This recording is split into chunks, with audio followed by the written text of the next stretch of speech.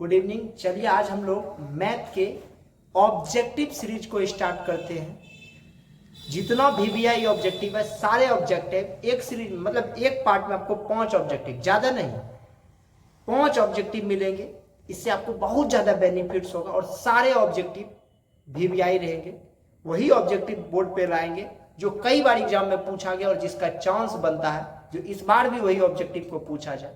तो चलिए आज हम लोग बिना विचारे स्टार्ट करते। ज़्यादा विचार उचार में ज़्यादा राय विचार सब देने का नहीं है, हम लोग स्टार्ट करते हैं इसको, ठीक है। तो चलिए आप लोग खाली अंतिम तक बने रहिए। 5 ऑब्जेक्टिव है, आपको देखना है। इस 5 ऑब्जेक्टिव में बहुत ज़्यादा इंपॉर्टेंट बातें रखी हुई है, सबको हम लोग सीखते हैं। तो आज का सबसे पहला ऑब्जेक्टिव 2024 बोर्ड एग्जाम के लिए क्लास 10 है ना, सबसे छोटी प्राकृत संख्या होती है। तो सबसे छोटा प्राकृत संख्या क्या होता है, तो हम बताते हैं आपको। गिनती की संख्या को प्राकृत संख्या कहते हैं। गिनती की संख्या को क्या कहते हैं? प्राकृत संख्या कहते हैं। तो गिनती की संख्या कहां से स्टार्ट होता है? 1 से। तो सबसे छोटा प्राकृत संख्या क्या होगा? 1 होगा। तो आपको पता चल गया ना, कभी भी क्वेश्चन अब एग्जाम में आएगा आप इसको 100% गारंटी आप बना दीजिएगा। तो सबसे छोटी प्राकृत संख्या होती है 1। अब दूसरा क्वेश्चन आता है, सबसे छोटी अभाज्य संख्या क्या होती है?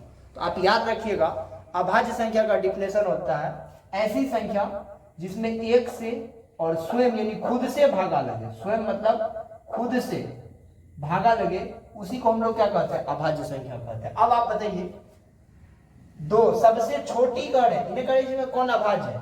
तो 2, 3, 5, 7 अभाज्य तो सब है, लेकिन सबसे छोटा कौन है? तो 2 है। इसलिए इसका आंसर क्या हो गया? 2 हो गया। शायद ये भी क्लियर हो गया। अब आ जाएगा सबसे छोटी समअभाज्य संख्या।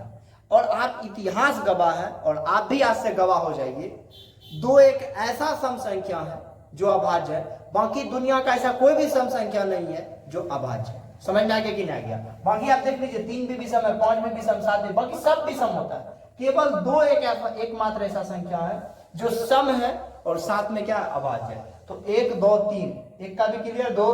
अब चलते 4 नंबर में।